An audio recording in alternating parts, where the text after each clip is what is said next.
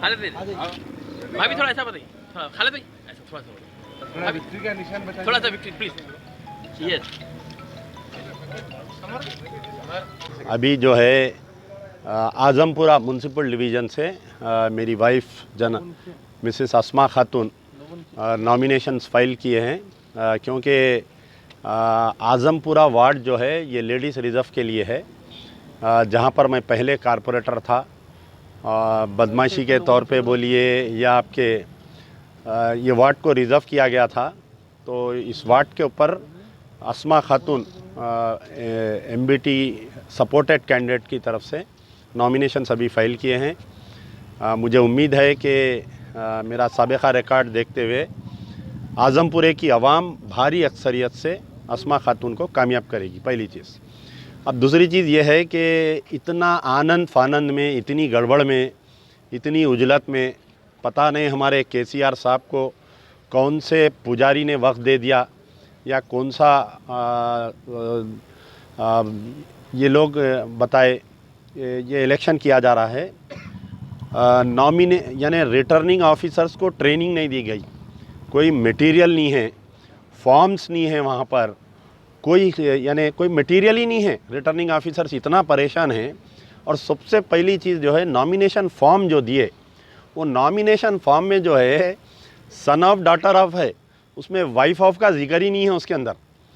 यानी जो भी कैंडिडेट, अगर कोई लेडीज़ कैंडिडेट है, 50% रिजर्वेशन है आउट ऑफ 150, तो उसमें वाइफ ऑफ का जिक्र ही नहीं है उसमें। नॉमिनेशन में एक बहुत बड़ा डिफ़ॉल्ट है उसमें।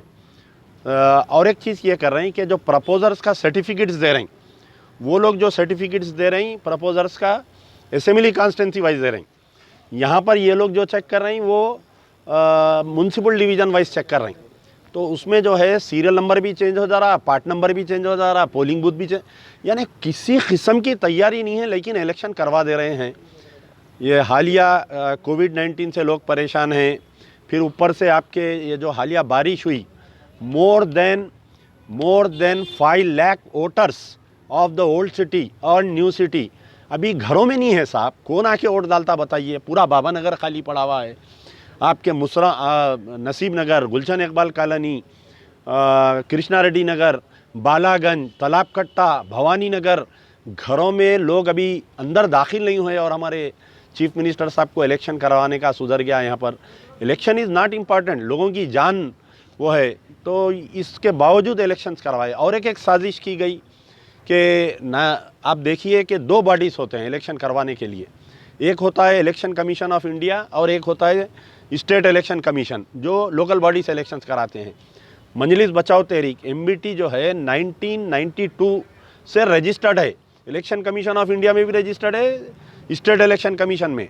यूनाइटेड आंध्रा जब तक था, हम जब तक भी इलेक्शन लड़े, तेलंगाना अलग होने के बाद में हालिया 2016 का जो इलेक्शन वो भी हम लड़े, हमारी बगैर इत्तला के हमारे को डी रिकग्नाइज कर दिया गया। रिसेंटली जो तेलंगाना में म्यूनसिपल बॉडीज़ के इलेक्शंस हुए, हमारे को मीटिंग में नहीं बुलाया जा रहा था, तो हम जाके मालूमात रिकग्नाइज कर दिए। उसकी वजूहत क्या बोले तो बोल रहे हैं कि आप अकाउंट सबमिट नहीं करें, जबकि ऐसा कोई ऑर्डर नहीं है तेलंगाना स्टेट इलेक्शन कमीशन में आप कोई देना, क्योंकि हम इनकम टैक्स में बता रहे हैं हमारा पूरा, हम इलेक्शन कमीशन ऑफ इंडिया में बता रहे हैं, तेलंगाना स्टेट खैर हमारे साथ नाइंसाफ़ी की, तो हम 2 अक्टूबर के दिन फ्रेश एप्लीकेशन दिए रजिस्ट्रेशन के लिए। और क़ानूनन 15 दिन के अंदर हमारे को रजिस्ट्रेशन करके सर्टिफिकेट देना था। पता नहीं जो इलेक्शन कमिश्नर को क्या दबाव था, समझ में नहीं आया। पहले तो कई दिन तक इलेक्शन कमीशन नहीं था, कोई एप्लीकेशन सबमिट नहीं कर रहे थे, सेक्रेटरी नहीं था वहाँ पर। नए इलेक्शन कमीशन आए, हम 2 अक्टूबर के दिन ले जाके सबमिट करें, तो 2 अक्टूबर से 15 दिन क्या होते बोलिए आप, तो 17 अक्टूबर तक हमारे को दे देना था। लेकिन हमारे को रोज़ाना मैं दफ्तर को चक्कर काटता रहा। इवन मैं 16 अक्टूबर के दिन, 17 अक्टूबर के दिन भी गया, इंस्पाइट ऑफ संडे सैटरडे, तो यही बोलते रहे कि आज शाम में दे रहे हैं आपको, सुबह में दे रहे हैं आपको। अचानक नोटिफिकेशन इशू कर दिया। अब नोटिफिकेशन इशू करने के बाद में कोर्ट में भी अगर हम गए तो हमारे को जो है कोर्ट यही बोलता है कि the ball has started running, आप बाद में आइए इलेक्शन के बाद में। खैर इलेक्शन कमीशन में जो हमारे साथ बदमाशी की गई, हम खामोश बैठने वाले नहीं है। Will go to High Court, will go to Supreme Court. कौन बदमाशी किया, किसका एजेंट था, वो पूरा निकालेंगे, उसका करेंगे, अच्छा काम करेंगे, उसको नहीं छोड़ेंगे। तो अब ये है अच्छे माहौल में ये जो है बल्दिया का इलेक्शन हो रहा है। लेकिन जो टीआरएस की तरफ से जो हमारी मस्जिदों को ढा दिया गया, 4 मस्जिदों को, एयरपोर्ट की एक खाना मस्जिद, कोतागुड़म की जो फॉरेस्ट की मस्जिद और सेक्रेटेरिएट की 2 मस्जिद, उन तमाम को सबक सिखाने का अल्लाह ने मौका दिया। मेरे वालिद मरहूम अमानुल्लाह खान अक्सर कहा करते थे कि अगर किसी को अल्लाह ताला तबाही के रास्ते पर ले जाता है तो उसकी औलाद नहीं खींचता, उसकी शोहरत नहीं खींचता, उसकी जायदाद नहीं खींचता, सिर्फ़ और सिर्फ उसकी अक्ल पे पर्दा डाल देता।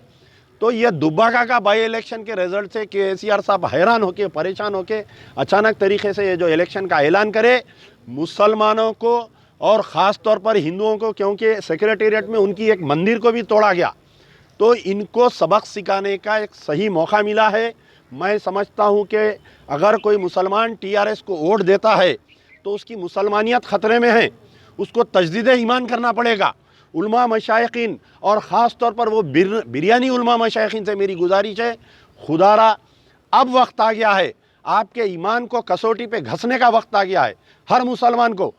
केसीआर, अरे बड़ी हंसी आई मुझे, केटी रामाराव साहब कल बोल रहे कि हमारा एमआईएम से झगड़ा है ओल्ड सिटी में।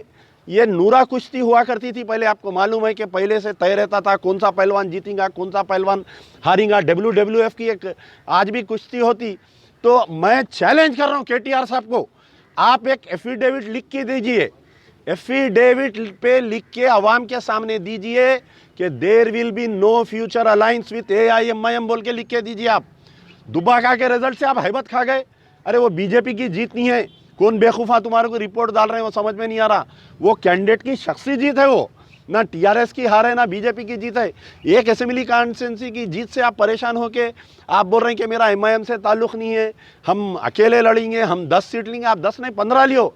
लास्ट टाइम जब इलेक्शन हुआ तो हैदराबाद के 50 जो कारपोरेटर के सीट्स में 38 सीट्स में टीआरएस सेकंड पोजीशन पे है। आप हिम्मत है लड़ो भाई आप, मगर ये झूठ क्यों बोल रहे हैं आवाम के सामने। आप एक एफिडेविट पे लिखिए, अपने ट्विटर अकाउंट पे ट्वीट करिए कि आई अश्योर यू, एक 100 रुपये के बॉन्ड पेपर पे लिखो आप, केटीआर साहब एक 100 रुपये के बॉन्ड पेपर पे लिख के दियो, in future there will be no alliance with MIM. अगर मैं एमआईएम से अलायंस कराता हूँ मैं केसीआर की औलाद नहीं बोल के दियो। आप लिखो, आप जब आवाम आपकी बात को ये भरोसा करेंगी। आप दिन में एक बात बोल रही हैं आप, अच्छा मुझे तो इतना यकीन है कि केटी रामाराव साहब शराब नहीं पीते, कोई पी के बयानात नहीं दिए होंगे, ये भी यकीन है मुझे। तो आवाम बेवकूफ़ है या आप आवाम को बेवकूफ़ बनाना चाह रही? आप बोल दे रही कल अगर आप अलायंस में आए, स्टैंडिंग कमेटी में अगर एमआईएम के मेंबर्स को जैसा साबिक़ा में लिए थे अगर आप दोबारा लेंगे तो मैं समझूंगा आप केसीआर की औलाद नहीं है। शुक्रिया।